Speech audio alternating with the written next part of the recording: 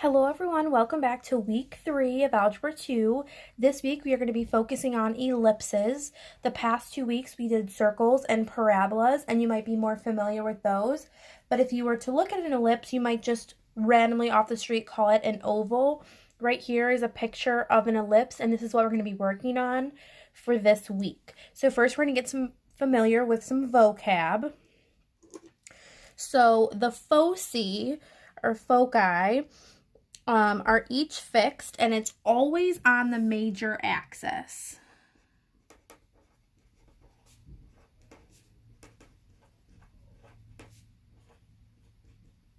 And you might say, well, what even is a major axis? And we will get to explain what a major axis is, the minor, and we'll go through and break all these down. But first, I just want to kind of go through these. So the vertice endpoints are always on the major axis. And so whenever it's the major axis or it's a vertice, it's always going to be represented with the letter A.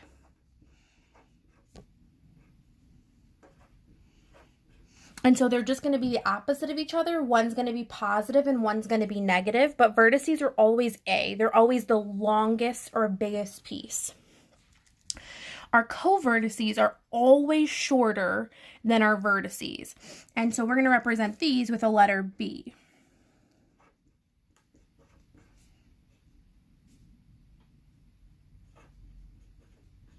All right, and so if A is on the X, then B is going to be on the Y. Otherwise, it's reversed. All right, and so the major axis is the segment that contains that's on the ellipsis is always biggest. Like I said, the vertices and A is always the biggest. And so then the minor axis, the next line, the minor axis always goes with the covertices, and it is always the smallest.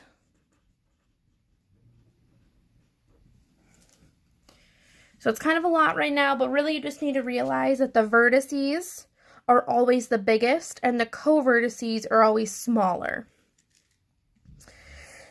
All right, if we take a look next, we have this equation, and right here, these are the two equations we're going to be using this week. X squared over A squared plus Y squared over B squared equals 1, or X squared over B squared plus Y squared over A squared equals 1. And really, if you're looking at them, the only difference is that the A squared and the B squared have been flipped. And this has to do with which side, when you graph it, is longer. So in this case, if it's longer on this side, so if it's horizontally longer, then it's going to be this equation. And an example of what I mean when I say horizontally longer is, let's say this is 3 here, and this is just 1. So if we were to make this an actual ellipse, it is longer on the horizontal axis. So in this case, you would use this equation here because it's longer on the X. A goes under the X. Where if we look at this one, the vertical is longer. So an example of what this would look like.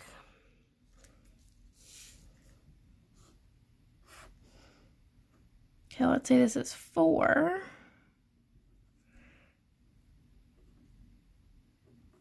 All right, so then we have this. And if we connect this and make our ellipse, sorry, this one's like way less smooth than the last one. All right, if you notice, the vertical is longer than the horizontal, and A is always the bigger number. So that's why it's going to go under Y, because Y is the vertical, and the vertical is longer. So in this case, you would use this equation here.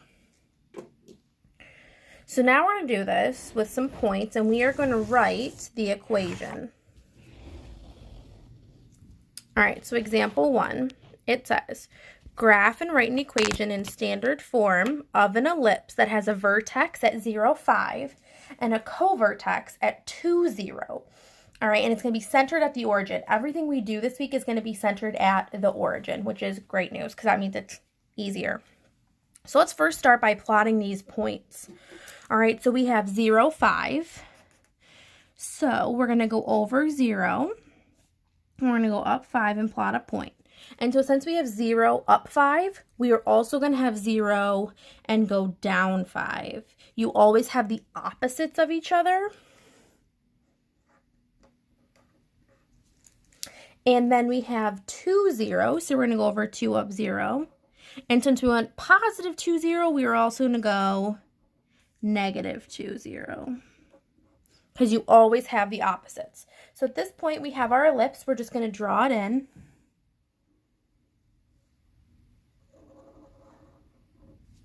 So that's our ellipse. And now we are going to write our equation.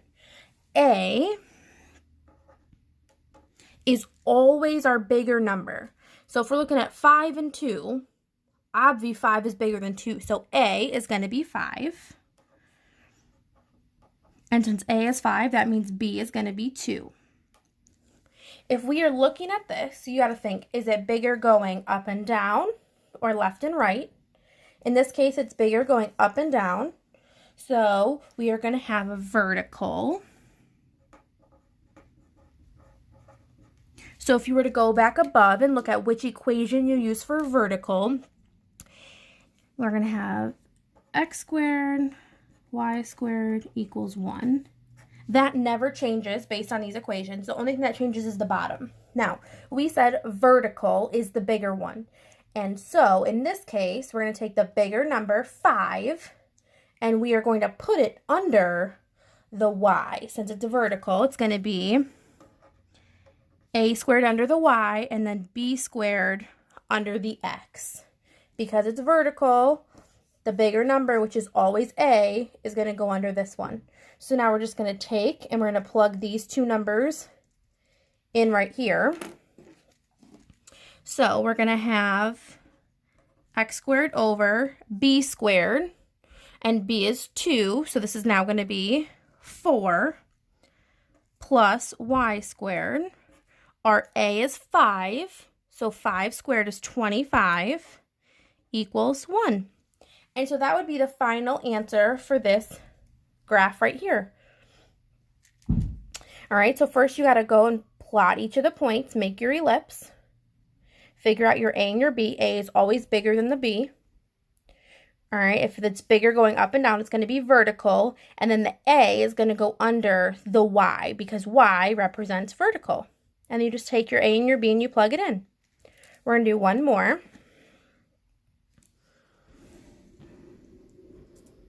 All right, so example 2, graph and write an equation in standard form of an ellipse that has a vertex at -4, 0 and a covertex at 0, 3. So we're going to start by plotting these points again. So we're going to go -4, 0. And since we went -4, 0, we're also going to go +4, 0. Then we have 0, 3. So we started 0, go up 3.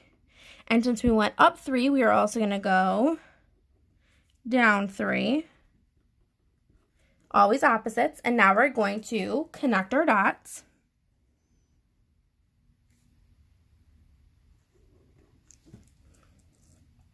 So we got to label which one is bigger. A is always the bigger number.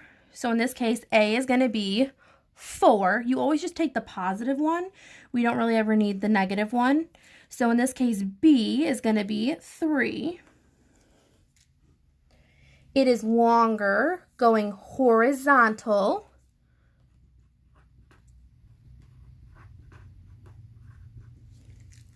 All right, so now we're going to figure out which equation to use. So the x squared plus y squared equals 1 never changes, but what does is the numbers underneath. It's bigger going horizontally, so that means that x represents the horizontal axis. So we're going to put a squared under the x squared, and we're going to put b squared under the y squared. Horizontals, the bigger one, a is always bigger. That's why it goes with x. So now we're going to take our 4 and our 3 and plug them in. So we have x squared over our a, we said was 4, so 4 squared is 16 plus y squared over b. We said b is 3, so 3 squared is 9 equals 1. So that's how you write the equation based off of if you're given the vertex and the covertex. We have one more example. We're going to do it a little bit different. So this one says, find the equation of an ellipse centered at the origin that is 20 units wide and 10 units high. So those last two numbers are key, 10 units wide and 20 units wide and 10 units high. So the first thing we're going to do, though, is we're going to graph this. And I know I didn't give you graph paper, so it's just going to be like a rough sketch, nothing perfect. All right, and I said it's going to be 20 units wide. So it's going to be 20 units this way. So if all the way it's crosses 20, you're going to divide it by 2. And so here is going to be 10, 0, because that's half of the 20. And over here is going to be negative 10, 0, because that's the other half. So this is a full 20 units. Now, if you go back, it said 10 units high. So again, we kind of have to split it in half. So half of 10 is 5. So we're going to go up 5. Whoop, wrote them in the wrong order. 0, 5, and 0, negative 5. We're going to draw our loose sketch. So we're just going to connect our dots.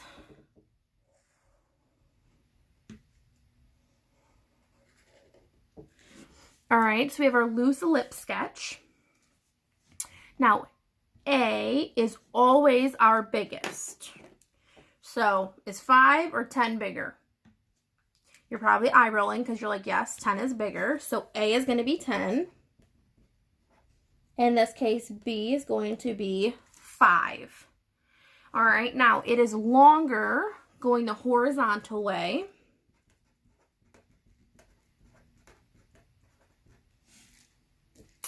All right, so now we're going to write our equation. So we have x squared plus y squared equals 1. And we got to figure out, where does A go? So it's horizontal. The x-axis is the one that's horizontal. So in this case, it's going to go a squared under the x and b squared under the y, because the horizontal axis is the x-axis. So now we're going to take our A and our B and we're going to plug them in. So we're going to have x squared, our A is 10, 10 squared, plus y squared, our B is 5, 5 squared equals 1. But we could take this one step further and we can simplify this. And so simplified is x squared over 10 squared is 100, plus y squared over 5 squared is 25, equals 1. And that right there is your final answer. If you have any questions, please let me know. This goes with the part 1 of homework for this week. Have a great day.